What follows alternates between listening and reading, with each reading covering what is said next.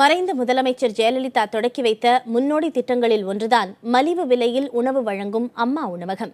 இந்த திட்டத்தை வேறு சில மாநிலங்களும் பின்பற்றும் அளவுக்கு மக்களின் ஆதரவை பெற்றிருக்கிறது.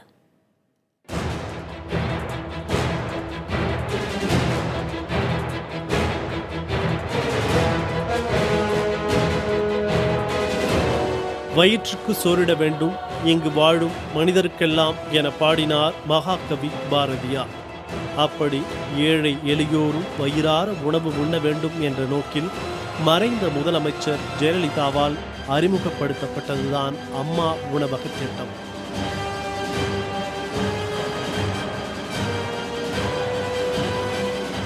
சென்னை சாந்தோம் நெடுஞ்சாலையில் கடந்த 2013ஆம் ஆண்டு பிப்ரவரி மாதம் 19ஆம் தேதி முதல் அம்மா உணவகம் திறக்கப்பட்டது. தொடக்க விழாவின் போது மறைந்த முதலமைச்சர் ஜெயலலிதா அம்மா உணவகத்தில் உணவு உண்டதும் மற்றவர்களுக்கு பரிமாறியதும் மறக்க முடியாத நினைவலைகள் என்கின்றனர் சாந்தோம் அம்மா உணவக ஊழியர்கள். வந்து விலைக்கேற்றிட்டு அப்படியே போயிடுவாங்க, எல்லாரும் நினச்சி பார்த்தோம். ஆனால் அவங்க அப்படியே திருப்பி வந்து இங்கே பக்கத்தில் வந்து நின்றுட்டு எங்கிட்ட ஒரு 2 வார்த்தை கூட பேசினாங்க.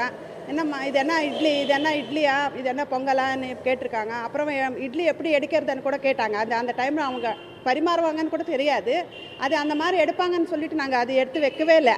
அந்த கரிட்டை அதில் எடுக்கிறதுக்கு கூட அவங்களுக்கு வாட்டம் வரல.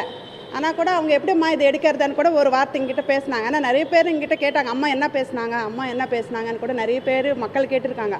ஓப்பன் பண்ண அன்றைக்கி அவங்க வந்து பக்கத்தில் என் ஷோல்டரில் தட்டி விட்டாங்க, இதெல்லாம் நீங்கள் இன்னும் நல்லா பண்ணணும்னு சொல்லிட்டு. அது இனிமேல் வரும் வராதுன்றதுலாம் இல்லை.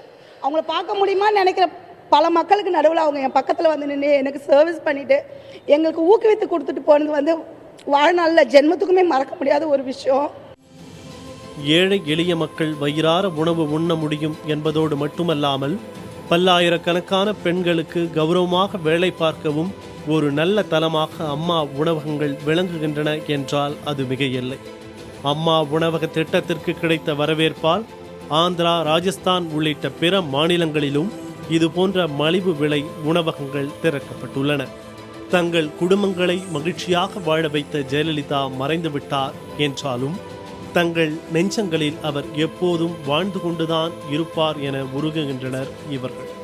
ஒரு லேடிஸுக்கு ஒரு நல்ல வேலை கொடுத்து இந்த அளவுக்கு ஒரு கௌரவமான ஒரு சம்பளம் கொடுத்து எங்களுக்கு இந்த அளவுக்கு கொடுத்தது எங்களுக்கு ரொம்ப பெரிய சந்தோஷமான இருக்குது.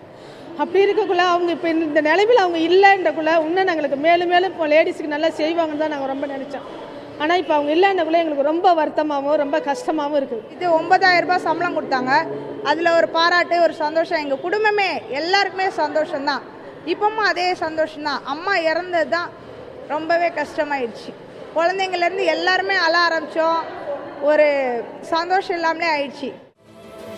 மக்கள் பசியார அம்மா உணவக திட்டத்தை அறிமுகப்படுத்திய ஜெயலலிதா அங்கு பணிபுரியும் ஊழியர்களின் மனதிலும் நீங்கா இடம் பிடித்துள்ளார். புதிய தலைமுறைக்காக செய்தியாளர் ஸ்டாலின்.